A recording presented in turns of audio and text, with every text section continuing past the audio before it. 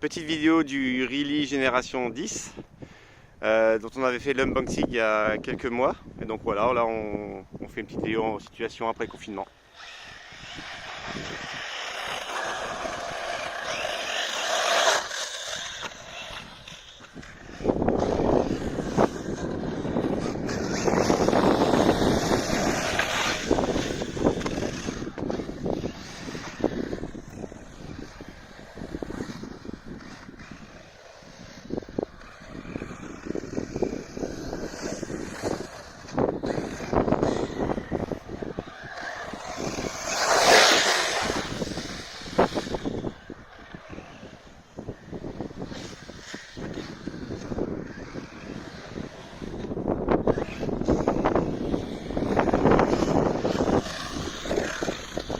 Ah dommage.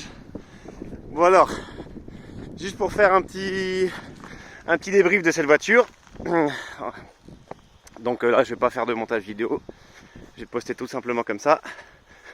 Alors, donc après plusieurs mois d'utilisation, qu'est-ce qu'on peut dire de cette voiture, monsieur Mathieu? C'est une bonne automobile. Il nécessiterait quand même un cerveau directionnel un petit peu plus puissant, malgré qu'on l'ait changé. Donc toujours un petit peu de pelle sur la direction qui est légèrement bloquée par la carrosserie. Et à part ça, on est pas mal je pense. Voilà, donc là on est en 4S, c'est un modèle qui peut rouler en 6S, donc encore assez un petit peu plus rapide. Voilà. Alors donc d'origine, on a changé juste les suspensions. Donc ce que disait Mathieu, c'est que le cerveau d'origine, il peut mériter d'être changé pour en mettre un plus puissant. Là je pense que c'est du 15, mais vous pouvez mettre du 20, du 25. Qu'est-ce qu'on a changé dessus comme pièces détachées? Alors, une des premières sorties, il y a eu un problème avec le blindage. En éteignant la télécommande, la voiture est partie à fond la caisse, donc faites attention. Essayez de tester ça quand vous éteignez la télécommande, voir si la voiture ne part pas toute seule à fond la caisse. Dans ces cas-là, il faut refaire un blindage. Voilà, ensuite, donc on a changé, suite à ce crash-là, il y avait juste un triangle. On a changé les roulements qui sont au niveau des noix de cardan arrière. Ça c'est un roulement changé, ici on n'a pas beaucoup de jeu, et ça c'est un roulement pas changé. Donc au bout de quelques mois d'utilisation à hauteur de 2 fois par mois, il y a quand même des gros jeux qui se créent. Donc les roulements c'est quand même bon, des éléments qui s'usent assez rapidement. Alors il faut savoir que si jamais vous faites un crash et que vous ne vérifiez pas l'état de vos cardans, si votre cardan est légèrement incurvé, donc au lieu d'être droit il est un peu comme ça, quand il va tourner il va générer énormément de vibrations qui vont se transmettre aux noix de cardan et elles-mêmes vont transmettre aux roulements qui les maintiennent en place. Du coup les roulements vont s'user prématurément et après, si vous ne faites pas attention, les roulements s'abîment.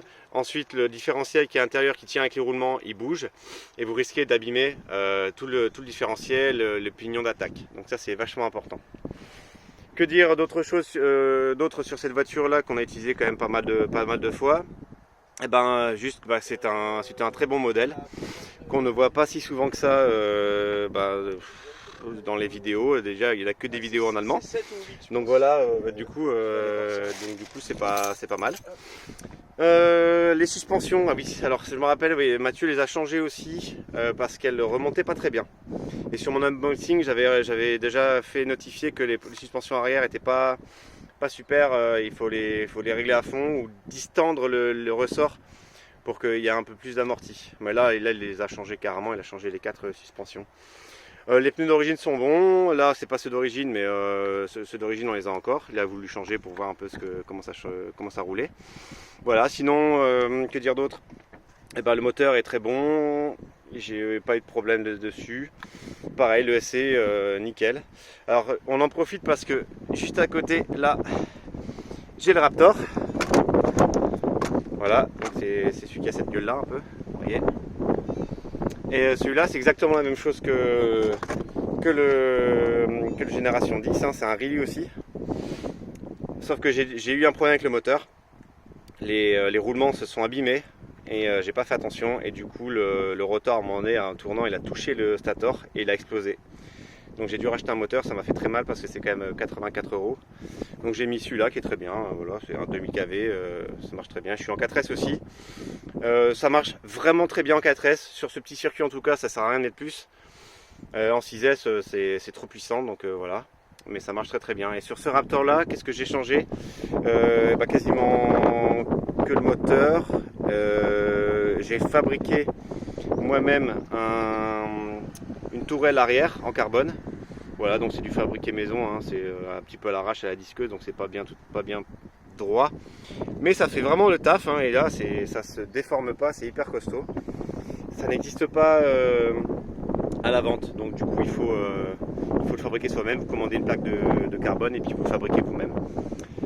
Que dire d'autre? Après c'est voilà, c'est du Really, donc c'est exactement la même chose que le Génération 10, hein, et le châssis est juste un petit peu plus long, mais tous les composants à l'intérieur sont exactement les mêmes. Les suspensions sont pas exactement les mêmes, les roues c'est pas les mêmes, celles-là sont hyper lourdes. Voilà, ça lui donne une petite gueule sympa, mais sur un circuit comme celui qui est là, donc ça c'est un circuit dans le Nord-Pas-de-Calais, à une tiers en web.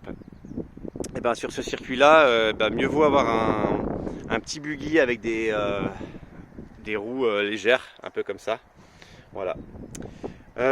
Si vous avez des questions à propos de ces modèles là, n'hésitez pas à mettre ça dans les commentaires et j'essaierai d'y répondre. Bye à tous et bon déconfinement.